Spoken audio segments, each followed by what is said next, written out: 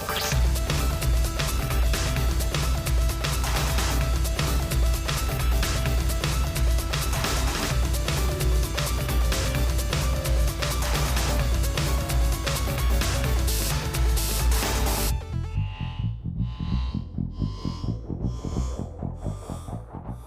everybody, and welcome to another new episode of Time Extend. My name is Adam Ismail, and as I am every episode, today I'm joined with the wonderful Brendan Norrison, and today we've actually got a bit of a treat for you. Usually we'd say we've got a featured discussion and then something else, but today we've actually got another brand new racing game to discuss, Adam. We've been spoiled for choice recently. Yeah, it's none other than Assetto Corsa Competitzione, and this show is coming just a week after we had our podcast on Team Sonic Racing, which was a lot of fun to do, but June is going to be a very busy month for us. I'm actually off to the Canadian Grand Prix in a couple days after I record this, so I won't have a lot of time to record episodes of the show because I'll be watching Formula One cars go around the track, which is really cool. But to make up for that, we're doing this episode on Assetto Corsa right now, which we're really happy to do because we've both kind of been dipping our toes into this franchise. I mean, Brendan, you've had a little more experience than I have because you've been playing the game in early access, but it's new for me, and I'm really enjoying it. How about you?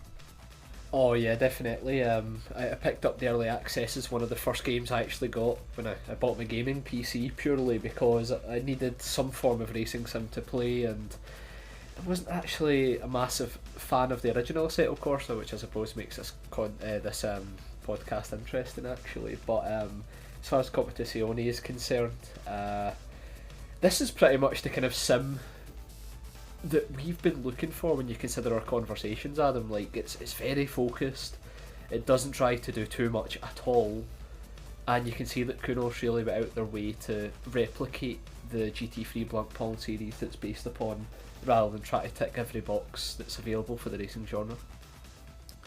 Yeah, and I actually just recently wrote a story for my day job, which is I'm a staff writer at a website called Tom's Guide. Normally I cover phones, but it's a pretty autonomous website, so we're able to talk about anything relatively techie that we're interested in. So I decided to write about Assetto Corsa, and that's something I tried to express in that article. If you go check it out, and it's just basically like it's just very laser focused on doing one thing, and that is emulating, just obviously fully licensed Blancpain GT3 series content, and just focused entirely around that discipline of racing. And that's something that we don't really get anymore. Back in the day, you'd have your Toka race drivers and whatnot that would be a little bit more focused. You'd have your games based around BTCC or WTCC, or the old Simbin GTR games that were FIA GT licensed, I believe. But today everything's a lot more generalist. Project Cars does, I think, probably the best possible job you could do trying to cover as many different series as possible, but I think it kind of goes without saying it's fundamentally impossible to be able to render a single discipline of racing with the sort of attention and care and depth that you could if to have so many different disciplines in the game. Obviously something's going to be a little bit lost somewhere, whereas Kunos can very much focus on the GT3 style of driving, which is obviously pretty popular around the world and pretty accessible. You have your Pro-Am drivers who are people who own dealerships and whatnot, and just rich, wealthy, well-off guys who aren't necessarily experts, still able to enjoy themselves on the track. Your gentleman racers. So it just seems to be a overall good category, I would say, to do a game like this in. Yeah, it's pretty much the perfect motorsport series you could ask for, because you touched on accessibility in the real life motorsport, and even in the game, like, this is a full-on proper racing sim. Let's not beat around the bush here, but when it comes to the driving, you'd be forgiven for thinking that Kunos have dumbed something down initially because you aren't careening off the track at the first possible opportunity. But this is something that a lot of maybe racing games get wrong, in a sense that when you get to drive the racing cars in a game, it's always assumed that, oh, this is when it gets difficult because you've got to keep this incredible monster on the road. But in the GT3 series, we've got these supercars that would be pretty crazy to drive normally, but they've been tuned specifically to drive on these tracks during the Blancpain series. And as a result, like, every car just, it feels so intuitive to drive right away. And that's one of the reasons that I'm really enjoying myself, because it's more about shaving those milliseconds off the lap times and maybe not finishing last every so often, rather than you drive a car and you're like, right, I'm going to have to spend 50 laps getting to know this. Because whether it's the Porsche, the Nissan, or even the Bentley that's in there, they all have their own individual characteristics when it comes to driving them, but they don't feel impossible, and I feel that's a huge plus point for the game. Yeah, and it reminds me a lot of what Kaz said in the run-up to when GT Sport came out, which is that real isn't necessarily difficult. To a certain extent, like, yes, I'm sure it's hard to drive a racing car at speed and do it very well and do it consistently and not screw up, but we all get in our cars every single day and drive. We're not driving in anger, but we're able to operate this relatively complex machine in a way that doesn't just have us constantly flying off the road. So to that end, being able to get into a GT3 style car, which, as we said, is a relatively forgiving kind of race car that's accessible, it shouldn't be that hard to at least get through the track without killing yourself.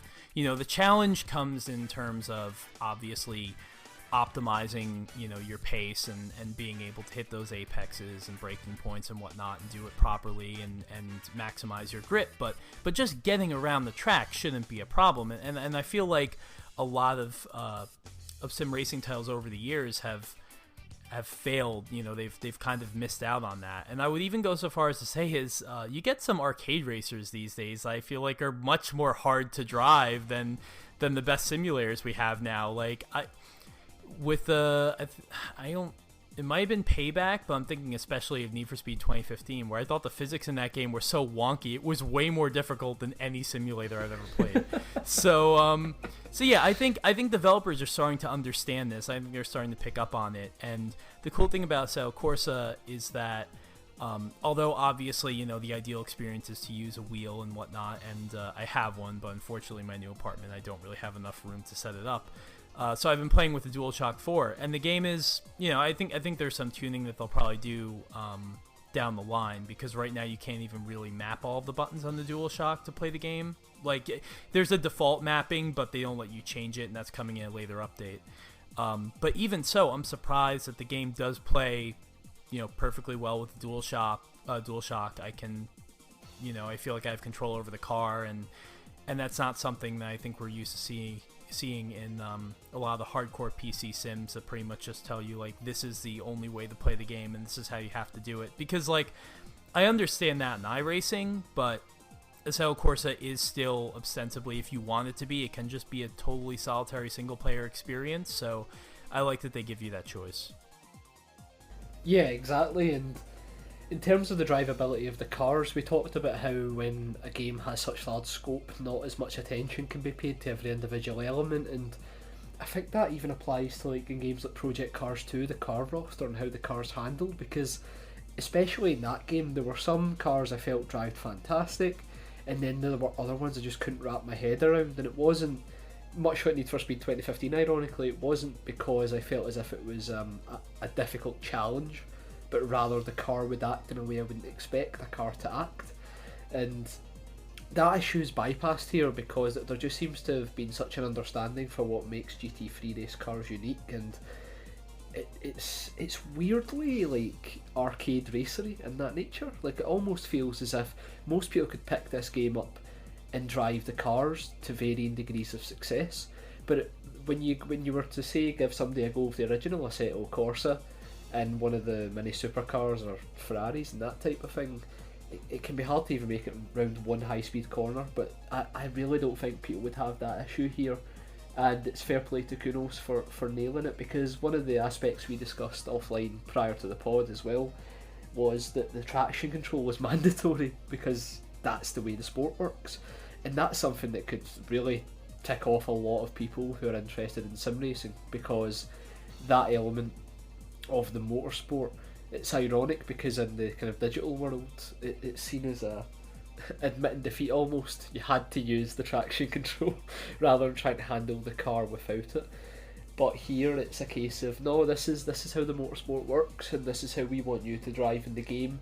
And in my opinion, it's all the better for it, because I jumped into a random multiplayer lobby. I've not done much multiplayer so far, but I just had a drive around, and it was really refreshing, like seeing, and maybe this is just because it is PC players in such a niche game, everyone seemed to be a relative skill level in the sense that they could stay on the track, they could battle for lap times, and it just seemed like a nice general atmosphere, and actually reminded me almost a bit of the way GT Sports like GR4 class works, where it isn't quite at that uber race level where the cars can spin out if you don't handle them correctly, but the cars are just powerful enough and have enough grip that you can get some really exciting racing going. Yeah, I thought it was interesting how I think I started my career and I jumped into an Audi R8 was what I picked as my team's car, or what my team's chassis, and it defaulted to, like, I think the traction control is 8 levels, and at first I couldn't actually find the setting for a traction control. I didn't realize it's in kind of the car tuning options. It's not in the overall difficulty settings, which is where you find stability control. So once I found that, it was at like, I think it was like fully maxed at 8 or something like that, because there might have been rain in the session. So the game dynamically, I guess if you're going out and it's like a wet qualifying or something like that, it will default to max traction control, and then if it's not, then it'll be at like 5 or 6. So I noticed a big difference in the handling even between like 8 and 6. I was able to get the tail out a little bit more when I lowered it. But when it was maxed out, there was no losing that car. Like, I'm sure I couldn't have been as fast as I wanted to be, because obviously you need a little bit of rotation there. But I wasn't going to lose the car at all when the traction control was maxed out, which I was thinking, like, yeah, this would obviously bother a lot of people, right? For all the reasons you mentioned. But this is a series where traction control is allowed. So it's nice that, I don't know, if you're someone who's kind of learning the ropes, and I would consider myself one of those people because I don't usually play hardcore sims and I'm trying to get into them more, it's nice to know that you can play around with that and be able to achieve a setting where you're not fighting with the car as much during a race. Because to me, one of like the horrifying things and like the barriers to getting into online sim racing multiplayer is that if you have a weak grasp of your vehicle, there's no way that you could ever be able to race against another person or hone your racecraft reliably. You're just going to cause accidents and people are going to hate you, and it's very intimidating. So the game, the physics are robust enough to allow you to explore without endangering your fellow competitors, which is definitely a good thing, I would say. Yeah, and it's an area of the hardcore sim specifically that has been missing. Not to draw too many comparisons to it, but GT Sport understood the requirement to reward people for learning racecraft and giving them a platform to do so through the daily races.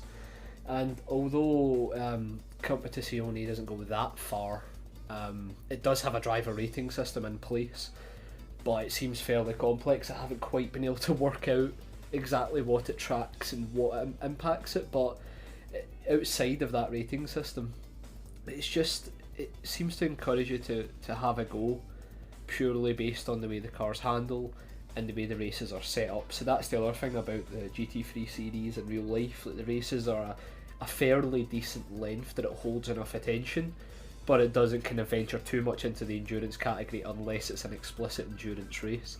And I feel that's actually pretty handy for the career mode, because it keeps it relatively fresh. I mean, just to kind of give a bit of information on that career mode, it isn't like Formula 1 where they're trying to improve the off the track elements of that game a lot to engage interest. So you're building up your team, you're getting upgrades, that isn't in Competitzione at all by the looks of it. It's very much, as we said at the kind of start of the podcast, it's on the track that matters here. But because the on the track product is so good, I haven't minded the fact that the off the track stuff has been ignored, and this is something that me and you often discuss, Adam, in games, because there's examples of good off the track gameplay elements and then there's bad examples, and I'm very much on the side of if you can't do it right, don't bother. But we've talked about Dirt 4 for example, and how like you kind of enjoyed the elements they put in there and were a bit saddened they were removed from Dirt Rally 2. So how do you feel about Asseto's approach? Was it what you expected from a hardcore sim and you're fine with it? Or do you feel as if the whole like, create your own team and race thing, like because it's all about the track, you aren't really that fussed? I think Kunos did it properly in Assetto. Because part of our problem with Dirt Rally 2.0 was that it was very... it was this kind of sheen on top of a career mode where they clearly didn't flesh it out. Codemasters, I think, did go to some pretty great lengths in Dirt 4 to make the career mode, the off-track experience, a lot more robust and interesting, and they stripped all of that away from Dirt Rally 2.0 while still ostensibly calling it a career mode and acting like those elements were part of it even though they weren't. And really all it was in 2.0 was just a nuisance. Which is a shame because as a result, like I have not gone back and played that game in probably like the better part of 2 months. I went to a friend's house recently and I played around with some of the DLC, which I don't have the season pass, so I haven't gotten to test out Germany or any of the new cars they've added or Monte Carlo. So I was doing that and I was like, this is a lot of fun. You know, there's no doubting Dirt Rally 2.0 is fantastic when you're actually playing it and you're on the stage. But yeah, it just seemed a little dishonest to maybe not dishonest, but I didn't really understand the reason to try and act like this game had a considerable, you know, single player element when it really didn't. So when I look at Assetto Corsa Competizione, and it's very clear, I mean, like there's really not much for you to do outside of move on to the next race. But as you said, you know, the on-track product is very good, but unlike Dirt Rally 2.0, they went for the approach of, well, we're not doing that at all, so we're not going to pretend, you know, it's just not going to be a factor of the game, which I'm fine with, you know, because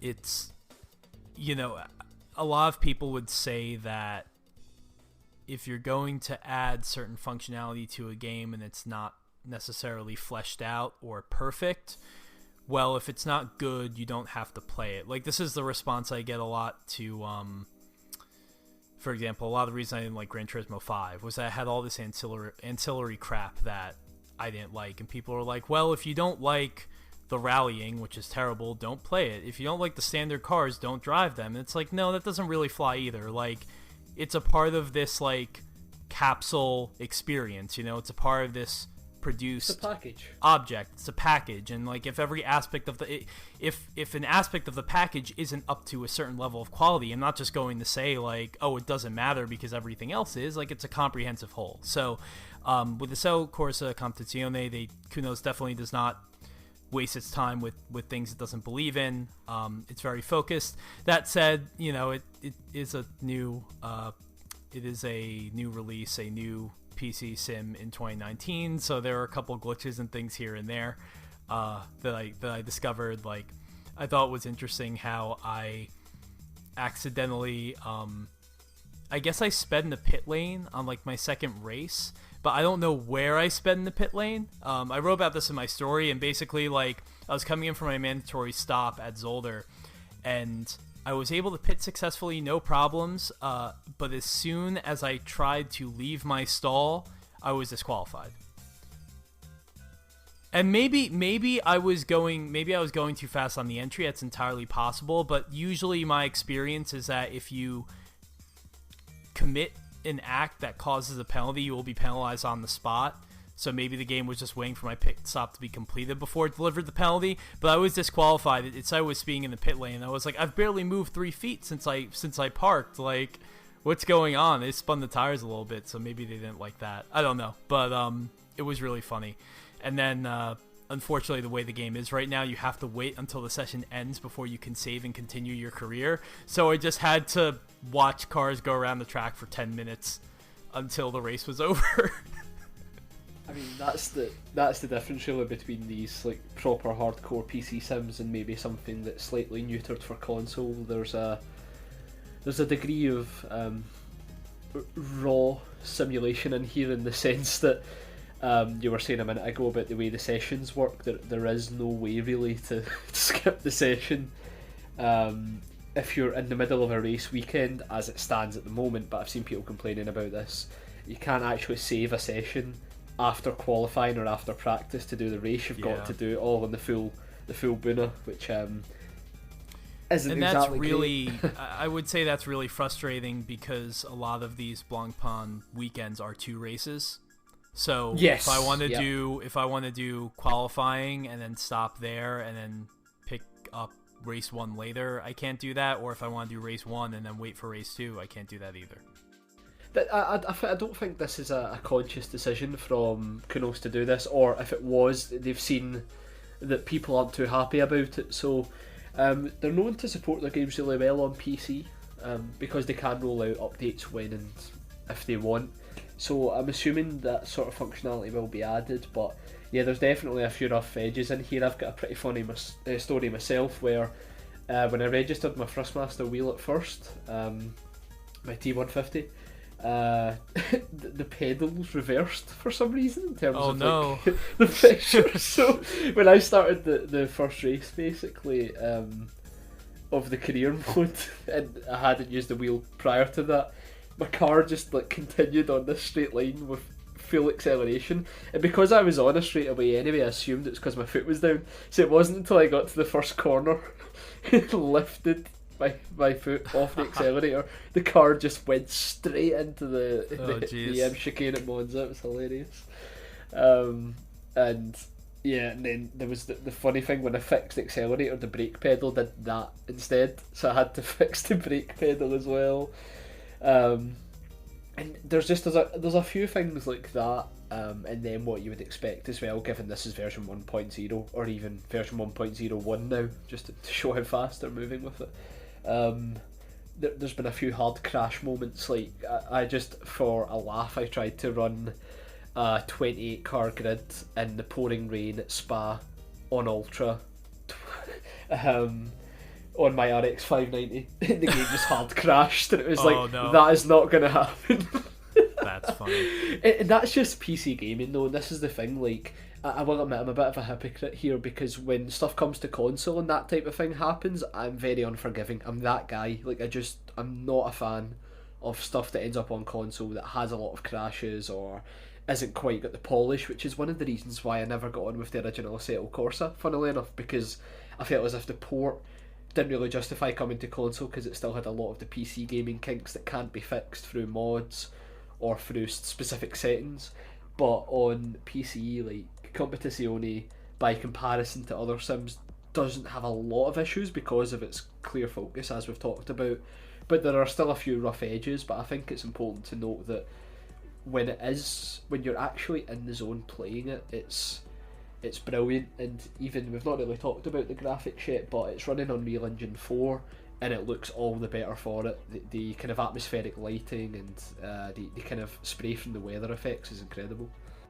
Yeah, this is a really, really pretty game, and it runs really well. I have a 1070 card on the PC I just built, and a Ryzen 7 2700X. I don't know. Yeah. I picked out the parts, but my friend built my PC because he knows more about that stuff than I do. But anyway, I'm able to run the game mostly on Epic, and it's gorgeous. I mean, it looks definitely looks better than GT Sport running on my PS4 Pro. And there are a couple frame drops here and there, but it's not the kind of stuff where, like, oh, there's a lot of, like, I'm in the rain and there's a lot of water spray and there's a lot of cars on track where I would think that there would be frame drops. It's more just like I'm the only car on track and there's always a drop around this one corner. Yeah. So it might be more optimization level stuff. Your Team Sonic Racing problem strikes again. Right. But it's fun. I mean, like 90% of the time it runs really well, and and it's beautiful. And you were talking a lot about the weather effects that struck you as very impressive when you started playing the game, and I'd have to agree. I mean, like, I am always disappointed by weather effects in a lot of racing games because I'm that guy who constantly beats the drum of, and I said this during our episode with Paul Roschinsky, that Drive Club has the best weather effects bar none of any game I've ever played, and that still might be true, but obviously it's not a simulator. So, of course, Competitzione wet weather racing is just fabulous and a sight to behold, and obviously very difficult. Oh yeah, incredibly difficult. We talked about the accessibility, but believe me, Eau Rouge in the rain is not for the faint-hearted. Yeah. the way the game renders the kind of transfer of grip going up that hill is probably one of the best singular moments I've seen in a sim. Like, the car just reacts exactly what you'd expect in a terrifying way, and trying to capture that is great. And yeah, the weather effects and even the time of day changes as well. There's a lot of effort in here, and it's great to see. I mean, one of the things that's really bummed me out about GT Sport is we still don't have those weather effects and time of day changes yet that were seemingly going to come. And as a result, I think in terms of an overall visual package, Assetto Corsa Competizione is definitely the better looking of the two. Even when it comes to lighting, which is like that's Polyphony's home court. You don't go after their lighting engine. I think Competizione gets really close, or even better in certain circumstances. Like the overcast weather, especially, randomly looks brilliant. Like, it's just clouds, but the way they kind of render the lighting of the cars and the environment, it really does look impressive.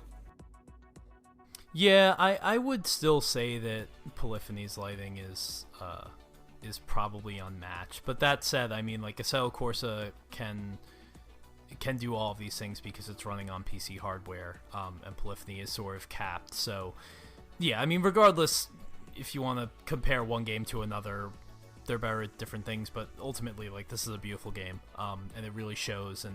And I like something you pointed out as we were talking about the rain. Before the show, was that it almost kind of does the Forza Motorsport 6 thing, and I guess 7 as well, where when you hit the puddles, you have the hydroplaning, but it's not that massively drawn out, like, theatrical, like, yeah. Oh my god, they've gone through a puddle and now the screen is sideways that you get in Forza 6. It's a lot more natural, but you obviously know when you're hydroplaning. Yeah, exactly. I always remember in Forza 6, the first race you do in the rain, I think it's like a historic hot hatch series or something, and I was just blown away with how over the top the puddles were, because I remember them making a huge deal about it at E3. And yeah, no, like, that was one of the game's big appeals was the puddles, and how they also use the impact triggers on the Xbox One controller, because you go through the puddle and then you'd feel the trigger vibrate a certain way. And I mean, it's kind of cool. I mean, I guess because no game has tried to do that before, but it was also kind of funny because, like, Forza still to this day does not have dynamic weather. So it's like, it's not that having that feature doesn't matter, but I've always been of the mind that weather is only important in how it changes a race. And if weather can't roll in halfway through and change the way you strategize, well, then do we really need it in this game? Which is kind of why, like, it hasn't bothered me so much that Gran Turismo Sport doesn't have that feature, simply because clearly the way the lighting's been done in that game, it was not designed, at least on the PS4, with dynamic time of day and weather in mind. It just wasn't. I mean, like, the way they've done the different times of day that you can race in that game, all of the shadow information stuff is baked in. It's not necessarily real-time shadows, so I understand that. But yeah, I mean, that just makes you appreciate it all the more when you go and play a game like Assetto Corsa that can handle all of these things. And, you know, obviously it's a huge part of the GT3 Blancpain series because you're dealing with endurance races. So yeah, it all checks out. Yeah, and like we've kind of iterated as well, this is just this is us experiencing our first brand new released PC sim. Yeah, this is kind of a new ground for us because I mean, our last episode was about Team Sonic Racing, so it's kind of funny how this show just goes from one extreme to another. But I mean, that's what it's all about. I mean, we play everything. And growing up, I didn't have a lot of exposure with PC Sims simply because I didn't play games on PC literally until like 2 months ago. So, over the years I've written about or I've talked about games or something like that. Like I have that like mirror mode series on GT Planet. And somebody will be like, why don't you write about, like, Richard Burns Rally? And I'm just like, I'd love to, but I can't. I never played that game before, and now maybe I can do something about that, but in the past I couldn't.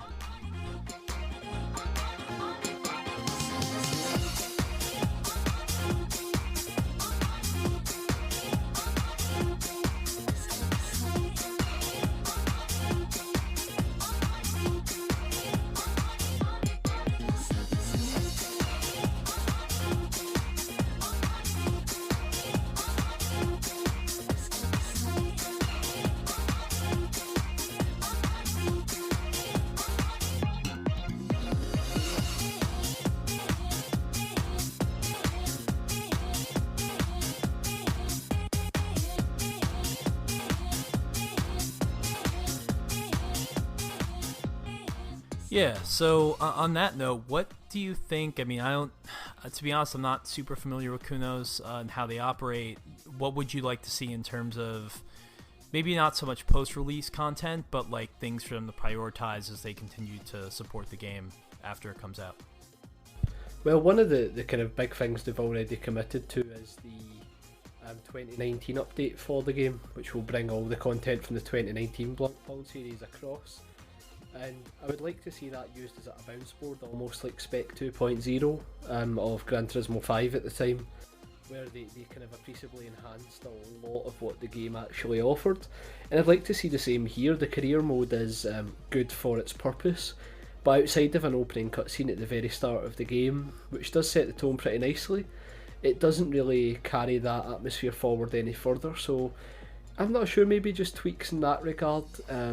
Like most Sims, it's a bit barren outside of the racetrack in terms of atmosphere, so if they could find ways of making it feel more like a race event rather than just a sim, that'd be helpful as well.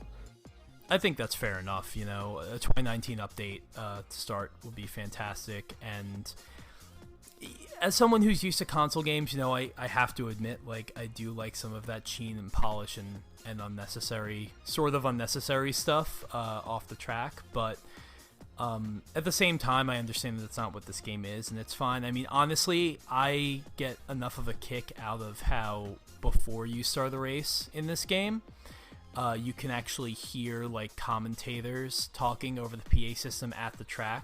Yeah, which, that's having really cool. been to a handful of races in my life, that's like such a that's something that I always associate with being in a racetrack atmosphere, is hearing, I don't know, John Heindar, whoever it is, over the PA system at the track talking to somebody, and it just puts you in the mindset, in the place of being at the track. So I think that's a cool little touch that they left in this game. Yeah, definitely. It's good to see that they have paid some attention to that at the moment, and any other changes and that extra bit of polish would be well appreciated as well. And even on the subject of sound, we haven't covered how accurate the sound design is here for the cars. It sounds incredible. Like when you're in the cockpit and you can just hear all the different rattles and stuff around you, and the way the engine reacts to harsh braking and stuff. It's just it's one of the best sounding racing games I've played in a long time.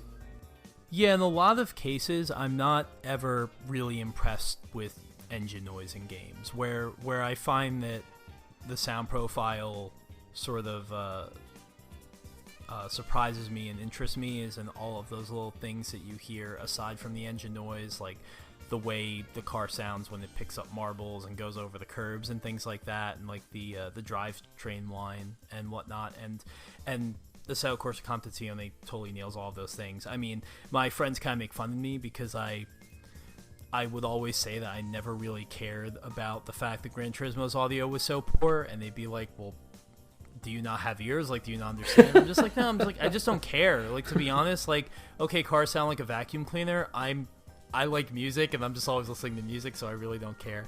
And then I'll go to a race with them, and they'll be able to tell what car is coming around the corner if we go like a not different than Blancpain actually, because we used to go to the IMSA races in the U.S., but we'd be at a race at Lime Rock Park, and they would know whether it was a Corvette or a 911 coming around the corner, which in retrospect is not that difficult to tell. I mean, there's a small block V8 is totally different than the flat six, but when I went there and I couldn't tell, they were just amazed. They're like, how can you not tell between these two cars just based on sound alone? So I don't know. I think growing up, like, video games gave me sort of a poor idea of the way racing actually sounds and the way cars actually sound at speed. And it's only after playing games like Assetto Corsa, and even Project Cars has had some pretty good sound design as well, that I've been able to appreciate that and listen for it now. And Assetto Corsa, definitely if you have a good pair of headphones for your computer, or like a good gaming headset, like it's a fantastic, like, totally surrounding, audio experience. And that's what's made the difference for me as well. Like when I play on my TV, I'm not really that bothered. I'm quite like yourself, Adam. Even if I'm playing on a monitor with speakers, as long as it sounds good, that's fair enough. But it's been through using the headphones that I've got like a decent set, and hearing the way that the sound is modelled across almost like a 3D plane. Like that's what makes the difference here. It's just hearing the marbles, like you said, when you go over a slight curb. It isn't like the kind of overbearing brrr noise that would typically be in racing games. You actually hear like the slight vibrations. And when, oh man, driving in the rain is so cathartic. Like, you're just chilled out to the max sometimes when you hear that the rain kind of bouncing off the roof while you're controlling this 800 horsepower beast. But like, it's just, it's a good driving experience in terms of the sound design in that weather. Yeah, I also wanted to bring up, you were impressed by the way that the game handles sort of the in-car, the cockpit view. I guess mostly based on the rotation of the wheel, because a lot of other racing games sort of dampen it or lessen it, and it's not actually one-to-one, but in Assetto Corsa Competitzione it is, and I think that's more of like it's more of a PC sim thing, right, than anything else, but still contributes to the experience. Yeah, exactly. As someone who was a console peasant for so long, not my words, that's the PC Master Race talking. Like, it was interesting to see that in the cockpit, because it wasn't something I was used to. And then even when you use that combined with the kind of, you get different camera views, and one of them's from inside the driver's helmet, and that looks incredibly realistic at times when you've got that like race car restricted front window. You're trying to drive the car through these tight corners and amongst cars. When you combine with how realistic the wheel looks as it moves, with the sound, and just the general feeling of claustrophobia you can get in certain corners, such as Monza's famous first few corners, you do get that experience that this is a game that was made to accurately reflect the driving as much as possible, and not something that maybe some would say is a bit buzzwordy in the driver journey. This is actually about the driver itself, because when you're driving these cars, it's easy to forget sometimes that it's a simulation, because everything you expect to happen in the car does happen. As far as I'm concerned, it's one of the most accurate sims I've played, and I don't mean that in the sense of difficulty that you would show off that you can drive in it, but in the sense that this is a car and it kind of reacts to the road the way you would expect, even when you're driving like what is basically a supercar essentially that's been tuned for the Blancpain series. Yeah, it's funny you bring up the cockpit view, like from inside the driver's helmet, because that's the helmet cam is the one thing that I'm kind of surprised in this game, because it does seem pretty like theatrical and over dramatic, which doesn't necessarily gel with the whole realistic simulation vibe. Also, the amount of time I've tried to play in that view is just like, it's almost like driving with like drunk goggles on or something like that. Like, because your head is moving in a totally, I mean, okay, I've never actually driven a car like this, but like it's pretty exaggerated. Like when you go through a corner, all of a sudden you're like your field of vision is like drifting out towards the left. It becomes a little disconcerting. So that was something that I very quickly had to avoid.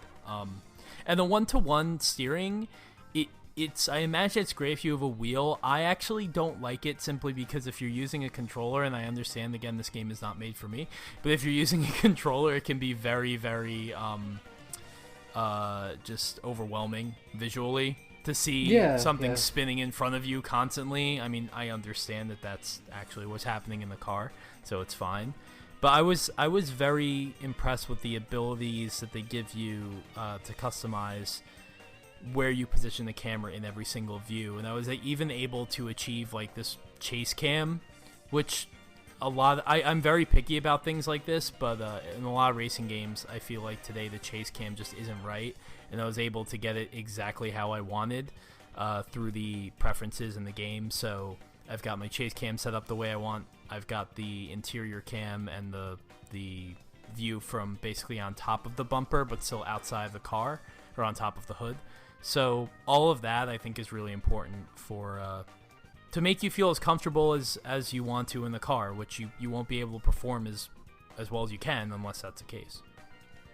Yeah, exactly, and you'll have to share those settings with me because it sounds like you've come onto a winner there, because the default chase cam for me, or rather just behind the car cam, if we're going to be honest, it's a bit rigid for my liking. Kind of follows GT Sport more than, say, Forza, for example, that has a bit more kind of pan to the car. But yeah, the kind of the fact you can customise that's great. On a kind of similar note, but as a more negative aspect, I do feel as if the heads-up display is a little bit overbearing in this game. There's a lot, yeah. Yeah, exactly. There's a lot of information, and then if you go into the kind of seasonal time trials that are available as well, the special events I think they're called, you've got a mini leaderboard as well, taking up even more space in that scenario. And you can remove certain elements, but they seem tied to each other, so sometimes if you turn off one element it'll turn off another you might not have wanted to have seen disappear. And even surprisingly, from what I can tell, you can't actually change where the HUD elements are displayed on the screen, which is a bit of a surprise because as far as I know, that's something you can do in Assetto Corsa even on the console. I think that's something a lot of PC sims actually give you the ability to do. Even Project Cars on the PS4 gives you the ability to move elements around the screen. I think the issue with the HUD in this game, and it's something I've always been very mindful of because I really appreciate graphic design and things like that, is that it isn't very efficient in terms of the way it uses space. Like, if you think about all of the information that Polyphony crams into your screen when you play GT Sport, I mean, it's a ton of stuff, but they use the space pretty efficiently. Now, there are a lot of people who complain that even that game is overbearing, and I understand, like, it can be a little overwhelming, but I think they maximize the information that you want on the screen and the fact that all of it is necessary, but it doesn't take up too much room, whereas in this game, towards the bottom left, you kind of have the timing and scoring, and it's just a lot of space devoted to the timing and scoring, which... and like it doesn't need to be that big. Yeah, exactly. And then on the opposite side of the screen, the opposite corner, the top right, you have, as you touched on earlier, you have your safety ratings and things like that. But the thing is, there are so many abbreviations and so many numbers, I have no idea what half these ratings are. Like, I know what my safety rating is, but like, what are the other 5 things that are apparently denoted on that corner of the screen? I have no idea. So it would be nice if it was a little bit more, if it was communicated in a little bit more of an elegant fashion. But again, these are things that I'm willing to look the other way on, given the premise of the game and given that we are talking about a PC title. But nevertheless, it's something that if they wanted to iterate upon it and improve it in future updates, I would have no problem with that. Yeah, that top right of the screen for me, it's just gibberish as far as I'm concerned. That's what I was hinting at earlier when I was talking about the driver ratings. I know it's related to that because sometimes the numbers change if you're driving clean, that type of thing, but the game doesn't go out its way to explain that to you. And even more offensive from a design point of view, the numbers are always visible, all of them in the top corner. It's not as if one changes it flashes up in the top corner, and maybe that would have been a better way of doing it, but it just seems as if there's a lot of real estate up there to stuff that, I mean, it doesn't have to be on the screen at all times, maybe. I mean, you could even get an update in the pause menu or after a race to show you the differences, but it feels like it's just another layer on top of the content on the screen. If you play with the camera view that has the rear view mirror as well, it's like this tiny box in the middle. You can see what you're actually looking at in terms of driving, but there's so much stuff, and even when your kind of race chief's talking to you and stuff, it comes up with subtitles at the bottom, so you lose a bit of that. And yeah, I get it. There's a lot of information to display, especially in a game that's trying to replicate a real life motorsport series, which has its kinks it needs to show. But there's a lot of stuff here, and I mean, it's not all bad. That sounds really negative, because I like the fact you've got a constantly live kind of lap time differentiator as well. So you can see exactly where you're losing time and where exactly you're gaining it. But that's one of those things that looks cool, but when you consider the way that racing works, you are going to lose some time at certain parts of the track, so it just seems as if it's taking space up just for the sake of it.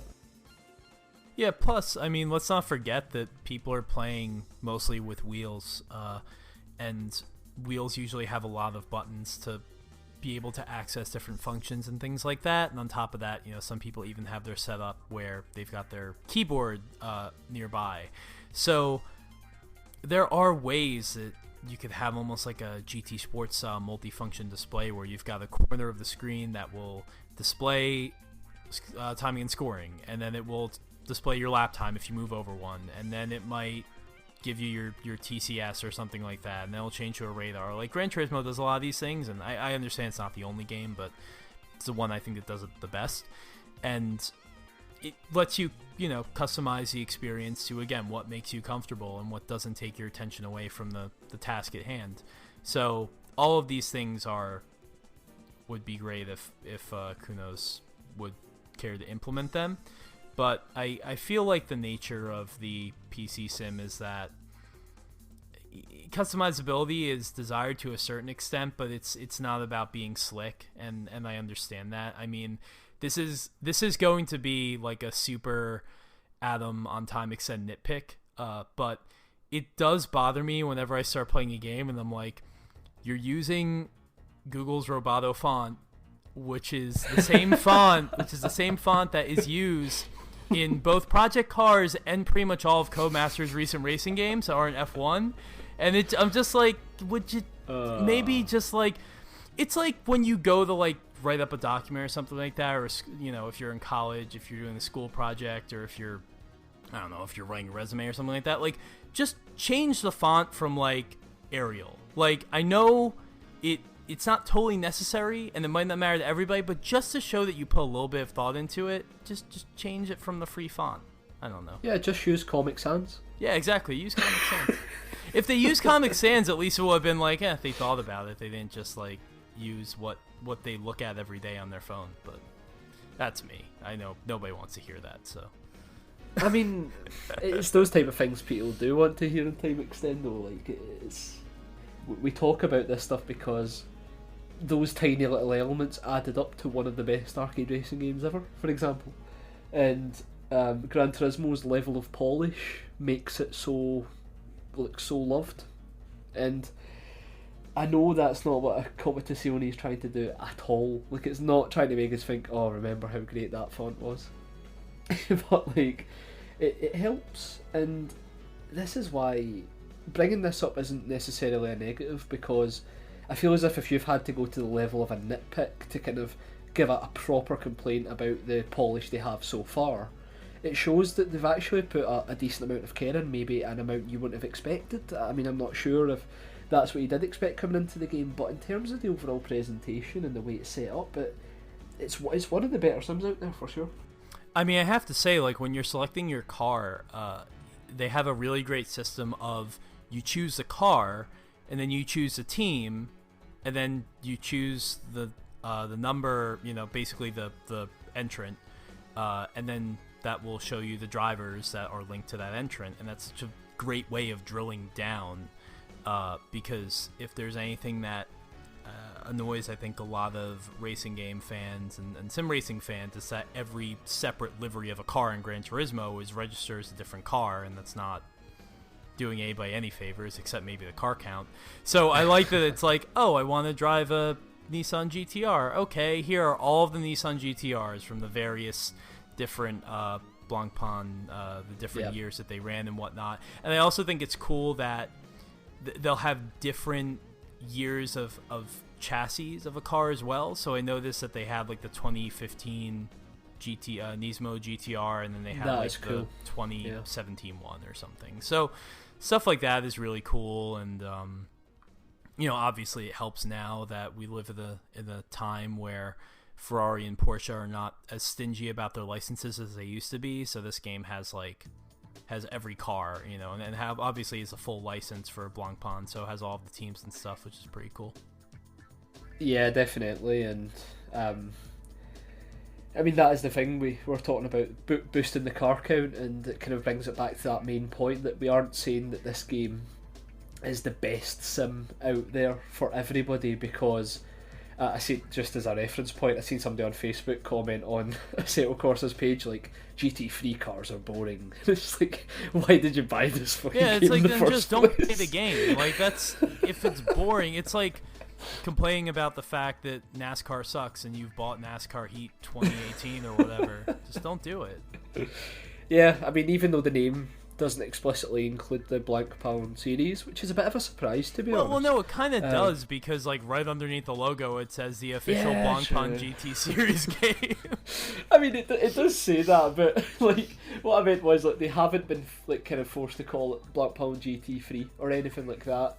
It's very much an Assetto Corsa game, so I think that the people complaining are those people that absolutely love the original, and they see this as the second Assetto Corsa.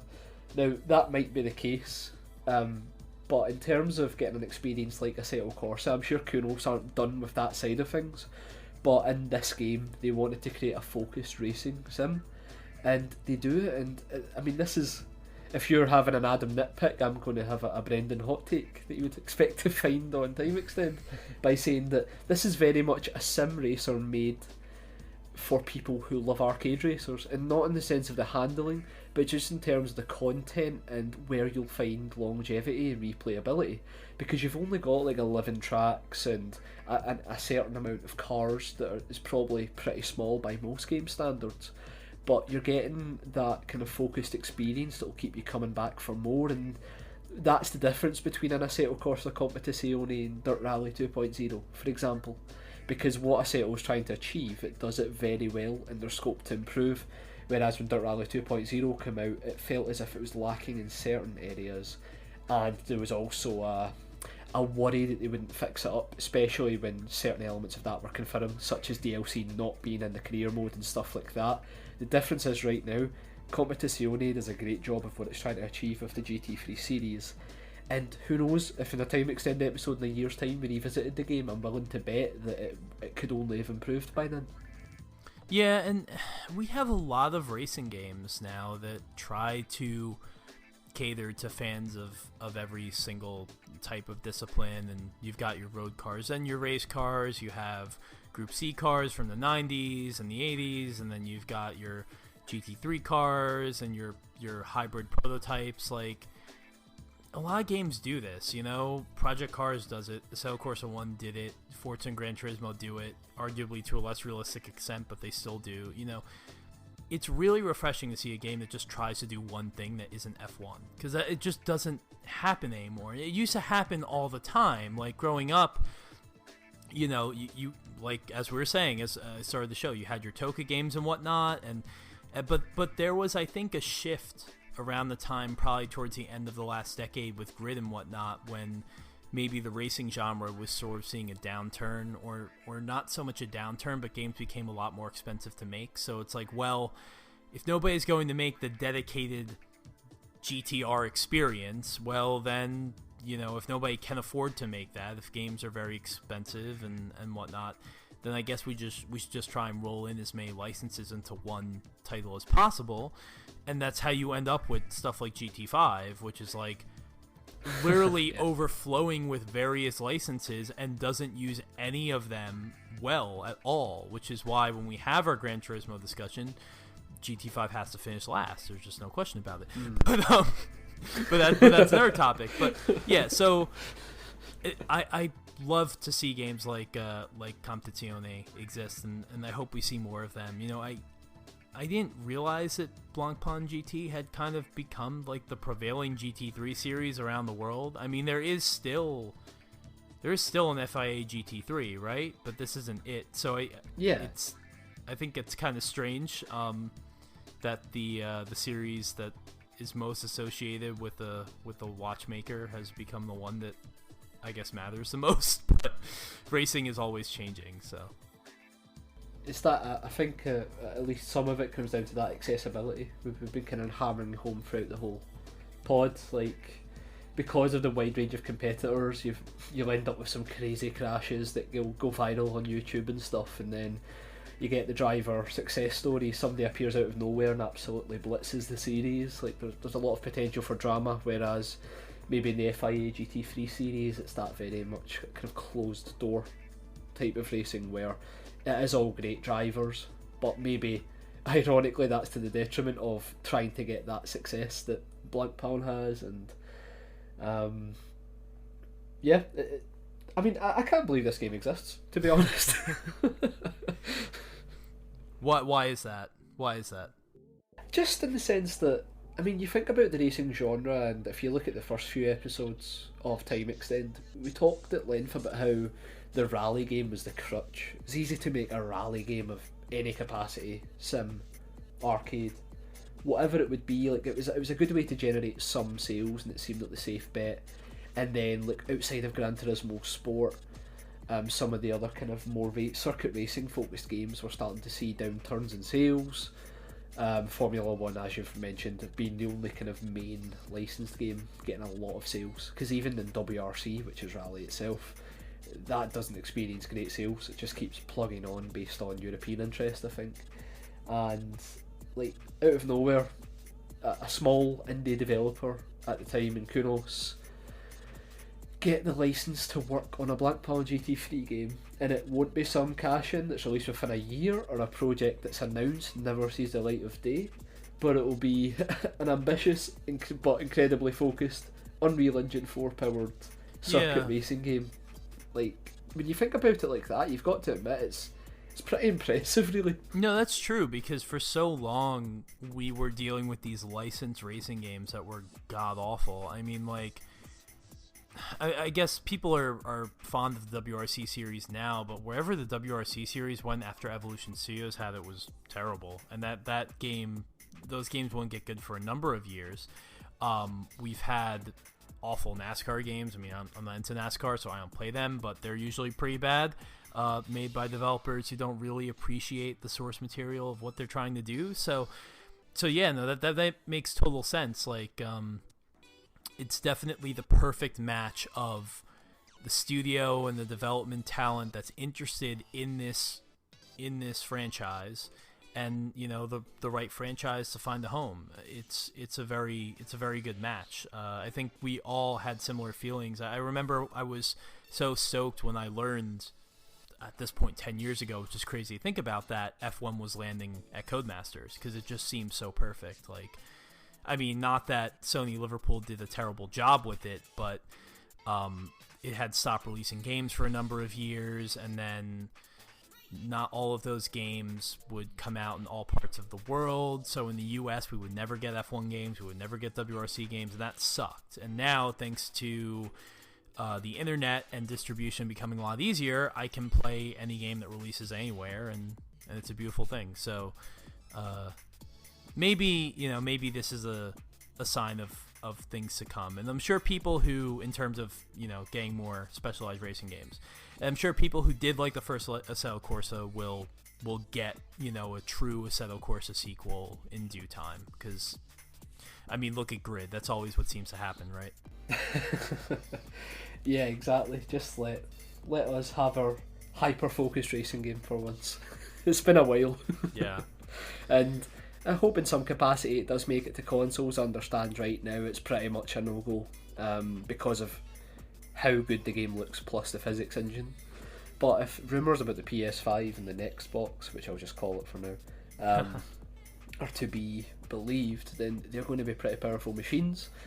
And I think there'd be a community interested in this game, because I don't know if you read the reviews of like Assetto Corsa when it first came out on the consoles, but seeing like kind of main outlets trying to review that sim as a game was just like, it was an absolute bomb site basically, because rightfully enough they were like, where is this? Where is that? Like kind of common console racer elements, it just wasn't there.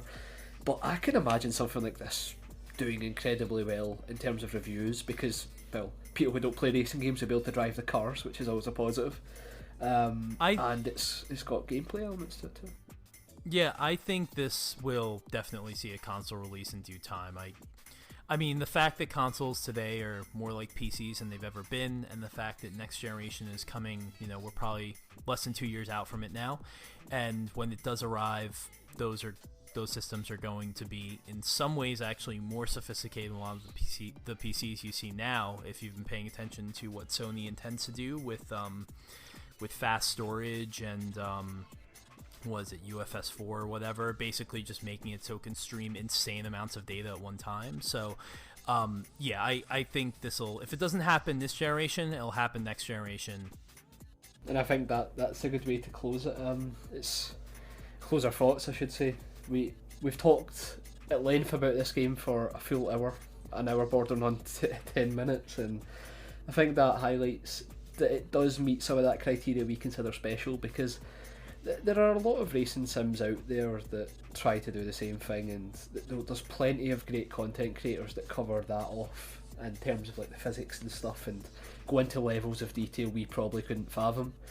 But in terms of the stuff we look for in games, like you've said, Competitzione is definitely along that lines, and that's why we were eager to get this pod out as well. Like, even though we recorded one last week and it's a busy June, we felt as if this is a game that, while it's still got that kind of release hype, that we should talk about, because it does actually hit all the points that if you listen to every pod from the start, it pretty much it's on the right wavelength of what we want to see going forward in the racing genre. Almost a reset to the focused times, but you also get those adventurous games like Gran Turismo and Forza as well.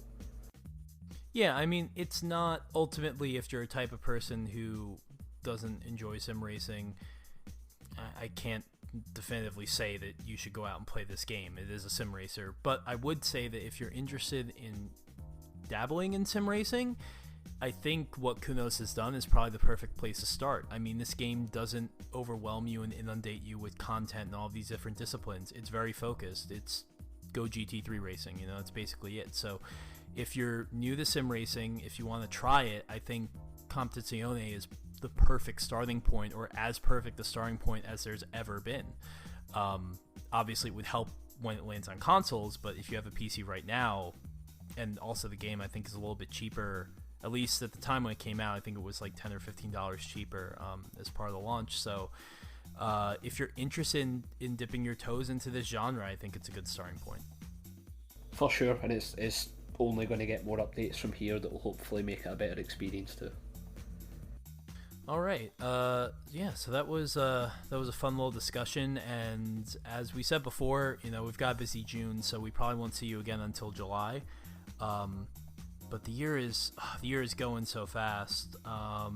Like I said, I think I was talking on GT Plant to somebody or something like that, and I said, before we know it, it's gonna be September. Grid's gonna be here. So, and we only do like two shows a month anyway. So, in like 5 episodes, we're gonna be talking about Grid. Oh man. And we do have a lot planned as well in the pipeline at the moment. We did formally announce our new feature we'll be hoping to get to as well. 7 out of 10 racers would drive again. Great name, by the way. And we've still got...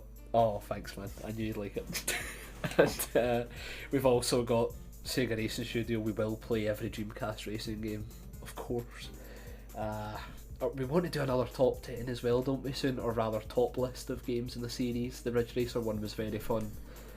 Well, yeah, we want to do another one. There's also the Gran Turismo fight, publicized live podcast fight that we're gonna have amongst us and some people from GTP. So there's a lot that's gonna happen that we have to cram into this summer. So to fill the void of, I don't really think there's any other racing game to look forward to until Grid. So that's why, I guess. If you need your time extend fix, we do come in spirit with every pre-owned Dreamcast on eBay. So buy a Dreamcast on eBay and just play through the games you might have not played through on there, specifically Le Mans 24 Hour, or Adam will get very sad. That's true. If you tweet us a picture of your Dreamcast and the copy of Le Mans 24, we will retweet it. That's just part and parcel of what we do. We are legally obliged to retweet it, so feel free. I like that. All right, everybody. Thanks again, and we'll see you in the coming weeks. Cheers, guys.